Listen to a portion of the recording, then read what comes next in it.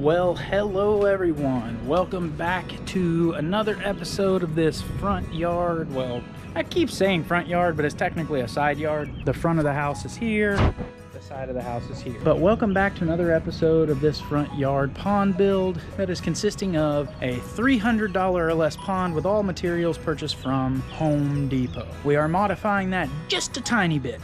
And the reason we are is because Home Depot unfortunately does not sell any type of stackable rock, or at least my local Home Depots don't. So I've had to visit a rock yard, and as a part of that, I have purchased some Texas river rock and some Colorado river. Here's our first set of Colorado river rock, and then here are some larger and smaller Texas river rock. I purchased both kinds just simply because I like the color combination, and it'll go well with kind of the way I have this designed out in my head. But as you can see, we had water in it.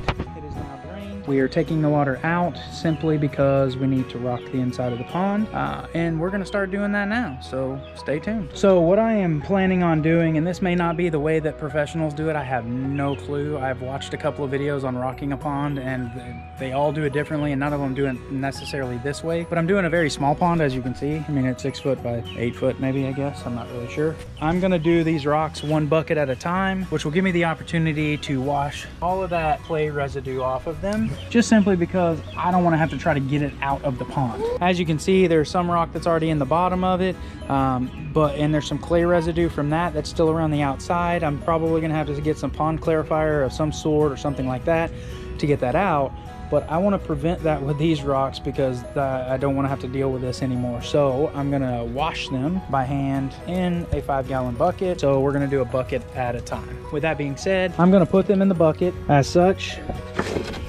and I'm gonna fill the bucket up with rocks, and then I'm gonna wash them off with water, and then that'll be it. So that'll get most of the mud and clay off. As you can see, all of this murkiness would have ended up in the pond, and I want to avoid that.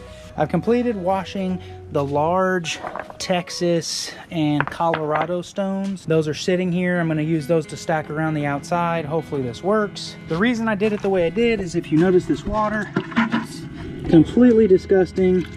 That's what would be in the bottom of the pond if I would have left it on there. This is what we have now, and we're gonna get to work. I've gotten basically about maybe a quarter to a third of it done. So I started at the bottom of the wall with the larger rocks, pulled them away from the wall just a touch, probably about 3 inches, 4 inches maybe, to give a nice base, and then backfilled that with smaller river rock, and then built up from that point. So basically it's like a stair step all the way to the top, which gives it a really solid base. To be honest with you, I don't know if that's the right way to do it or not. Maybe somebody can tell me. Right now, what I do know is that this wall is completely stable. It will not move because of the way I did it. That's good. And I'm just gonna continue to do that until we're all the way around the side. Basically what we'll do is we will use a piece of capstone once we're done. That will then sit like so. Now granted, it'll be better cut, and then it'll completely line around the side, which will give you a nice little appearance. I am back out this next morning, and I'm gonna start rocking the pond some more, but I came across a frog that was in it, and I think he may have had an allergic reaction to something. Check this out. Like, look at his tongue. What is going on with that? And he's all sunk in on the side. I'm not really sure, but that's really sad. He's just a little toad. I don't know what's wrong with him, but I'm gonna put him back down here, and hopefully he gets better. Hey guys, my dad's working on the pond right now, and that's all he's doing. Now I'll go to the pool in a second. We'll do all of that fun stuff. I hope you like our videos. Peace out. We are here at Rock Hardscape Supply. It is our local rock yard, and today little Max, Robert, and I are over here picking up some moss boulders. And I know this pond was supposed to be a $300 Home Depot only supply pond, and we started it that way. We got that completed, and you've seen that in the previous video. However, we are going to go ahead and fancy it up a little bit. I am not a professional garden scaper, zero scaper. I have no idea how to do this stuff, but I did some research and looked around, and I think we're gonna start with some nice moss rocks, moss boulders. Has some base in the bottom of our pond to build up the walls. We're gonna have some of these larger one that is kind of spread out around the outside of it to make it look cool, and then we're gonna cap it off, hopefully, this turns out well, and if it doesn't, we'll rip all this stuff out and redesign it somehow. But we appreciate you watching.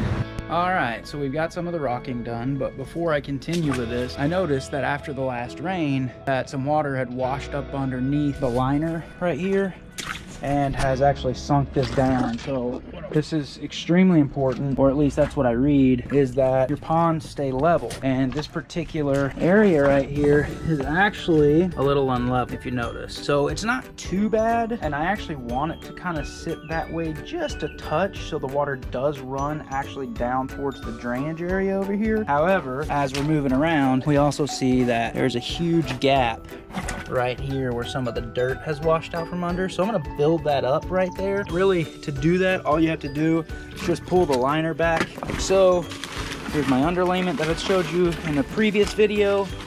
And then what I'm going to do is just simply add some dirt right across here, which will build that side back up, making it back to level. And then what I'm going to do is actually over here in the zero scaping, I am going to put a French drain right here that will carry any water that happens to stand in the zero scaping, since there will be no drainage properties to the underlayment for it. It'll take that and then drain it back over here, connect into the hose that comes from the downspout, and take it down to the drainage ditch. Let's take a look at the rock for just a second. This is what the sides of the pond are starting to look like. Now if you notice, I've only gotten about a little over halfway done, I guess. I am gonna have to go get some more rock. I was figuring that I do have some river rock left. I do have some of the capstones left. I probably have enough capstones. I don't have enough river rock. And then over in those blue bags over there that you can see in the distance, there's actually Oklahoma stone, which will be used to zero scape around the actual pond. Hopefully it turns out good and everybody likes it. I will get back to the rocking and how this is done, or at least how I did it based on videos that I've watched on how to do this, which is really just building a really solid base, pushing down on the top of the wall as you build it to verify that it will not fall. And then as you're sticking the rocks in, they make a foam. It's very much like an expandable foam that's made specifically for waterfalls and water features that you basically spray up into the cracks and crevices as you stick your rock into it. And it does actually have adhesive properties, so it'll keep this a lot stronger. But I definitely want to show you guys how I'm doing this, just so if anybody decides that they want to build their own pond, they can see that it is actually easy. It is a lot of manual labor and it's a lot of work, but overall it's not hard work. It's just a lot, to be honest with you. Getting everything right, making sure that your rocks look the way you want them to look, making sure that you have a strong base, that the walls aren't going to collapse on you, because that's one thing that you don't want to have happen. Is you don't want to walk up to your pond, step on a rock, and have the whole wall just fall down into the water. As I am actually filling this in, I will run a time lapse just so you guys can see kind of how I'm doing it, which is super simple. It's definitely a dirty and muddy job, but it's fun.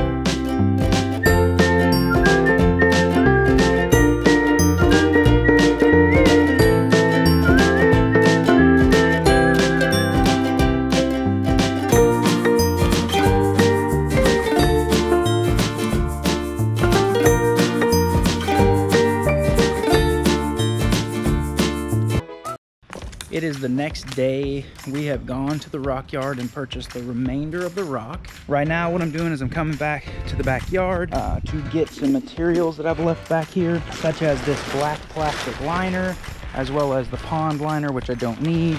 What I'm going to do though is, so I'm gonna get the sharpshooter shovel or bill doogie, depending on where you're from and what you call it. This is a good shovel for trenching, and I'm gonna cut a trench from the back side of the pond to the drainage area so it can drain water appropriately. It's kind of like what I talked about yesterday. Unfortunately, living in Texas means that sometimes you just have to deal with the weather. So we have gotten a lot of stuff done on the pond, However, I've had to stop due to this.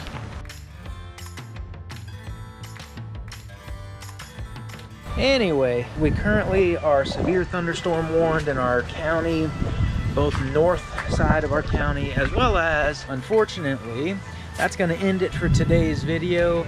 We really appreciate all of the support from the community. We really appreciate you guys subscribing and liking our videos, watching the videos. We definitely appreciate it all. Please stay tuned and watch for the next video, because I promise you, you're going to like the pond, or at least I hope you do. We will see you next time.